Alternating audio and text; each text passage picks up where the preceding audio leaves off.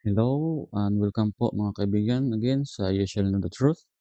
At ito naman po si Erwin Silva, ang inyong lingkod. At ngayon naman po mga kaibigan, atin po namang talakayin ang karugtong ng ating sequence, no, ng ating pinagsasabihan na Ten Commandments. At nandito na po tayo mga kaibigan sa Six Commandments, no? At atin naman pong tignan mga kaibigan kung ano nga ba ang pinakakahulugan ng Ten Commandments ngayon, ng Six Commandments ngayon, no? Sa ating Christian life.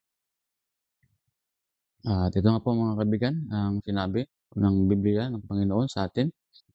Sa Exodus 20 verse 13 po, nakasulat po diyan, "Thou shalt not kill." So, wag ka pong pumatay. So, ano po ba ang ibig sabihin nito sa atin ngayon bilang isang Christian, no? Sabi po kasi nila, itong "Thou shalt not kill" po, no, na kinuha na po ng Panginoon, especially, no, yung lahat ng commandments, 10 commandments po, kinuha na po ng Panginoon at pinalitan na lang ng bago. Actually po, hindi po pinalitan ng bago ng Panginoon itong kautusan. Pero ito po mga kaibigan ay kanya pong in-expound doon sa New Testament kung paano nga ba mag-observe ng ika-6 na utos na "Thou shalt not kill." Ito po mga kaibigan nakalagay diyan in Matthew chapter 5 verse 21 to 26. At yan po mga kaibigan na in-expound po ng Panginoon ang "Thou shalt not kill." Ito po nakalagay mga kaibigan, "You have heard that it was said by them of old time, Thou shalt not kill." Yun po, saka 6 commandment po yan. Pero ano ba ang sinasabi ng Panginoong Hesus dito mga kaibigan, on how to observe the 6 commandment na "Thou shalt not kill." "And whosoever kill shall be in danger of judgment." Yun po, sa atin po yun, no? Meron naman kasing civil laws na "Thou shalt not kill," no? Mali talaga yung pagpatay, no? At yun nga po, 'pag ikaw po ay nakapatay sabi ng Panginoon, ikaw po ay ma-e-endanger in judgment. So hindi lang po, civil laws yan, no? It was also, judgment po ng Panginoon if you are, killing, no, some person, no? At yan po ay sa mga panahon ngayon, nakikita po natin mga kaibigan na parang normal na lang po yung mga ganyang pangyayari, no? Lalo na po sa nagvo-viral na yun ngayon na Epstein files, no? Parang wala lang sa kanilang pumatay ng mga tao at ginagawa pa nilang pagkain ang tao, no? Nakakalungkot po ay hinahayaan lang po ng government kasi po sangkot din naman yung mga government diyan sa kaniyang karumal-dumal na mga ginagawa, no? At yun nga po mga kaibigan, no, hindi lang po diyan, espesyal din po sa mga nag-aalitan, no, ng mga kapitbahay o sa mga daan, no? So, parang wala lang po sa kanilang pumatay, no? Parang simple lang.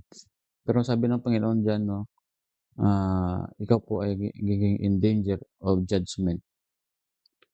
Ito po mga kaibigan sabi ng Panginoon sa 22, "But I say unto you that whosoever is angry with his brother without a cause shall be in danger of judgment." Yun pala mga kaibigan.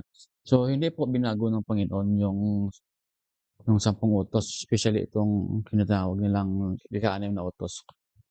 Kapag ikaw po mga kaibigan ay meron ka ng galit sa iyong kapwa-tao na wala man lang dahilan, ikaw na po ay already, ah, ah, guilty for committing "Thou shalt not kill."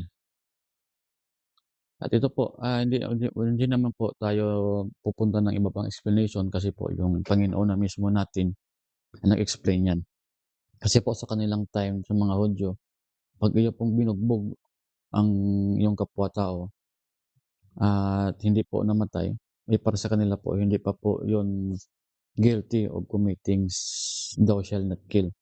Pero ngayon sabi ng Panginoon, kahit magalit ka lang sa iyong kapwa-tao, you are guilty na of committing sin o "Thou shalt not kill." At ito po rin po mga kaibigan, sabi niya, "And whoever shall say unto his brother, Raka, shall be in danger of the council, but whosoever shall say thou fool, shall be in danger of hellfire."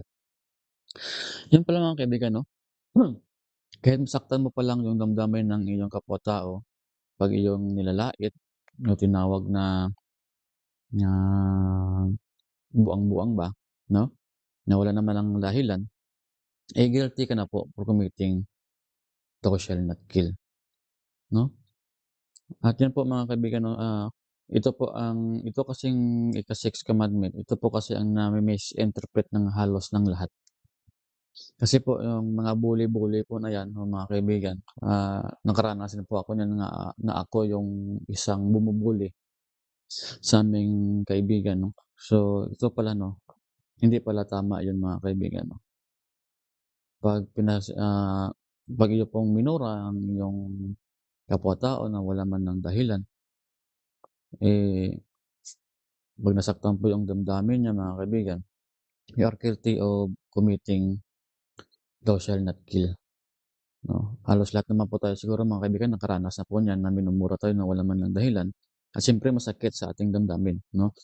So, ibig sabihin lang po niyan mga kaibigan, para ka na ring pinatay ng taong nagmura sa'yo. At doon sa mga nagmumura 'no, ng mga tao, eh, sa kapwa nila tao, eh, sana po 'no, ah, kunin na po natin yung ganyang attitude. Kasi po yung Panginoon po nagsabi na 'pag po ay minura niyo yung taong 'yan 'no, na wala man ng dahilan, gi-guilty po kayo 'no, ng thou shall not kill. At delikado pa po mga kaibigan, you will be in danger in hell. At do'n po sabi niya, "Therefore, if thou bring thy gift to the altar, and there rememberest that thy brother hath aught against thee." So, sabi po dun 'no, mga kaibigan, baliktad nga, eh, sabi ng Panginoon. Yung sabi niya po, 'wag sa kanila po yun nung unang panahon ay sila po ay naghahandog ng mga sakripisyo 'no. Sabi ng Panginoon sa kanila, eh, inilagay ng Panginoon yung sitwasyon sa kanila mismong present time 'no, na kapag ikaw po ay nag-o-offer ng sacrifice for, gift 'no, kasi marami pong mga sacrifices na ginagawa nila nun. At meron pong nagalit sa'yo na tao 'no, ikaw pa mismo ang lalapit sa kanya at hihingi ng tawad. Siya na po yung galit, ikaw pa yung lalapit at hihingi ng tawad 'no. Kaya niyo bang gawin 'yun mga kaibigan 'no? Sa, ordinaryong tao ay parang mahirap pong gawin 'yun mga kaibigan. Pero 'yun po ang sabi ng Panginoon, 'yun ang dapat mong gawin 'no. Ang ibig po niyang sabihin dito sa atin 'no mga kaibigan in verse 23 sa ating pong Christian life, kapag ikaw po ay sasamba sa Panginoon at merong taong nagagalit sa'yo, eh, pumunta ka muna sa taong may galit sa'yo, hihingi ka ng tawad. Ikaw pa mismo humingi ng tawad mga kaibigan 'no, bago mo sambahin ang ating Panginoon, 'di ba? Napakahirap. Mahirap ba 'yung gawin mga kaibigan 'no? Ito po sa verse 24, "Leave there thy gift before the altar, and go thy way first, be reconciled to thy brother, and then come and offer thy sacrifice." Yun po.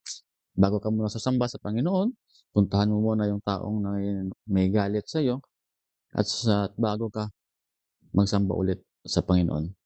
Sabi nga ng Panginoon na kung hindi ka nga marunong magpatawad, eh, hindi ka rin kayang patawarin ng Panginoon. Dapat marunong po tayong magpatawad sa ating kapwa-tao, kahit po sila po ang nagkasala sa atin. Yun po ang sabi ng Panginoon dito, mga kaibigan. Kaya po 'no, sa ibang mga vlogger na kagaya nitong mga scripture, content, meron po silang mga grabeng masasakit na mga salita 'no, na hindi naman kaaya-aya. At meron pa silang pino-post na mga AI picture 'no, para lang sirain yung taong nagba-vlog ng scripture content na hindi nila nagustuhan yung content na yun, eh, gagawa po sila ng paraan. It's either AI o isang bidyong, sinasabi nila na, hmm, yung magawa sila ng mga hindi kaaya-ayang content para mapahiya po yung ganyang mga vlogger din 'no, na hindi nila tanggap yung sinasabi ng vlogger. So, tanggapin po natin mga kaibigan kung tayo po ay, may mga ganyang nakita, tanggapin na lang natin na, mali po tayo. Minsan kasi yung mga naggagawa ng mga vlog ng mga ganito, scripture content, eh, hindi po natin namalayan na meron pala tayong maling sinasabi na. At yan po ay misleading po yan mga kaibigan, and that was also a form of killing. Kasi po nami-mislead mo yung tao patungong impyerno, 'no? So kaya po mga kaibigan 'no, iwasan po natin yung mga ganyan 'no, mga masasakit na salita sa mga social media, lalo na yung may mga kumakalat ngayon 'no, na napeperwisyo na nga yung isang tao, kinakalat pa 'no. So let's avoid that mga kaibigan 'no. At yan po kasi magko-cause po ng, depression, anxiety, at marami pong taong nagpapakamatay dahil diyan, okey?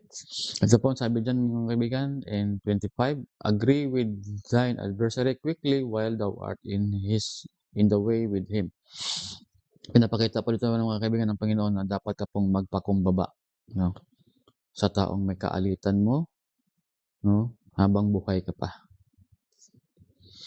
Lest anytime the adversary shall deliver you to the judge, and the judge deliver thee to the officer, and thou shall be into prison. Yun po mga kaibigan ang sabi ng Panginoon diyan, dapat ka munang hingi ng, magpakumbaba dun sa taong may kaalitan sa'yo. Kasi po yung judge po dito is si Jesucristo din po 'no. Siya po ay talagang, makikipag-usap sa Panginoon through prayer, yung sa mga kasalanan na ginagawa mo 'no, sa kanya, at ikaw po ay delikado po sa ganiyang sitwasyon na baka hindi mo namalayan na ikaw ay nilalamon na pala ng galit. So, masama po ang sa taong galit kasi po dito po nakasabi daw cast in prison kasi po 'pag puro galit po yung nasa puso natin mga kaibigan, para pong silda yan na hindi ka makawala sa ganiyang galit. Wala ka pong peace of mind, hindi ka po makatulog ng ayos niyan dahil puro lang galit ang nasa puso natin mga kaibigan. At po sa verse 26, "Verily I say unto you, thou shalt by no means come out since till thou hast paid the uttermost parting." Yun po yung sabi ko kanina. Hindi ka po makakawala diyan sa prison house ng galit mo, kasi po hindi mo po nire-release yun. Dapat i-release mo po mga kaibigan, give up mo lahat ng hatred 'no, sa ating o kung sa ating mga taong kaalitan. Para meron ka naman pong peace of mind. Okey, sabi na po ng Panginoon kaya po ini-explain niya ang ibig sabihin ng "Thou shalt not kill", na tayo po ay talagang magpakumbaba talaga mga kaibigan. Kasi sabi niya dito at mababasa rin po ito sa Matthew chapter 5 'no. Ito po sabi niya, "Blessed are the meek, for they shall inherit the kingdom of God." 'No. So, bulahan o ano po, blessed, ano ba yun, masuwerte po 'no, yung taong mapagpakumbaba kasi po sila po ay makakapuntang, ito kasing inherit the earth, dito po yung new heaven and new earth in the future po 'to mangyayari. So, you will be in new heaven and new earth 'pag ikaw po mga kaibigan ay magpapakumbabang tao. Blessed are the merciful, for they shall obtain mercy. Yun, masuwerte po yung nagpapatawad kasi siya rin po ay papatawarin ng Panginoon 'no. Grabe, magandang promise po 'yan ng Panginoon sa atin mga kaibigan. And you will, assured po na talagang you will be forgiven of your trespass if you are also a forgiving person. Blessed are the pure in hearts, for they shall see God. Yun, mga puso natin pong mga kaibigan na, ah, pure, malinis 'no, tayo po ay makikita natin yung ating Panginoon. Blessed are the peacemaker, for they shall be called the children of God. Wow! Masuwerte po ano, yung taong hindi pala-away, kasi po tayo ay tatawaging anak ng Panginoon. At yan po mga kaibigan 'no, napakadelikado po mga kaibigan 'pag sinabi mo po na pinalitan na po itong "Thou shalt not kill" ng bago. Actually hindi naman po bago yun, yung binabasa nila 'no, 'pag sinabi nilang bago daw yung commandments ng binigay ng Panginoon, yun po yung binabasa nila, yung binasa natin kanina na Matthew chapter 5 verse 21 to 26. Hindi naman po bago yun, in-explain lang po yun ng Panginoon 'no. At ikaw po ay palagi pong nagtuturo ng ganyang pagtuturo, you are misleading your brothers, no? Ang sabi po ng Panginoon diyan, "These people draweth nigh unto me with their mouth, and honoreth me with their lips, but their heart is far from me." Yan po. Samba kayo ng samba sa Panginoon, preach kayo ng preach about love, about love, about love. Pero hindi niyo naman po, ino-observe yung kanyang commandment at sinabi niyo pa na pinalitan daw yun, no? So, malayo po yung kanilang puso sa Panginoon. So, sabi diyan, no, wala pong kabuluhan yung kanilang pagsamba sa akin kasi po tinuturo po nila yung doktrina at kautusan ng tao. Kapag sinabi mo pong wala na po yung 10 Commandments, especially itong "Thou shalt not kill," hindi po yung commandment ng Panginoon. That is the doctrine and commandment ng tao. Kaya po wala pong kwenta yung pagsamba-samba niyo sa Panginoon, iyak kayo ng iyak, speaking in tongues kayo ng speaking in tongues diyan na mali-mali naman. Eh, wala pong kabuluhan yan, yung ginagawa natin mga kaibigan. Ito po sabi ng Panginoon din sa huli, kay John. In Revelation chapter 21 verse 8, murderers, yun po, "Thou shalt not kill." Bakit po i-include dito diyan mga kaibigan? Sa mga taong susunugin sa impyerno kung wala na po yung "Thou shalt not kill" na kautusan, 'di ba? So conflict yung kanilang paniniwala at yung kanilang interpretation in the Bible, no? Kasi po they are teaching the commandments and doctrine of men lang po, not the doctrine of God. Ito po sabi niya, "The murderers shall have their part in the lake with the burning with burneth with fire and brimstone, which is the second death."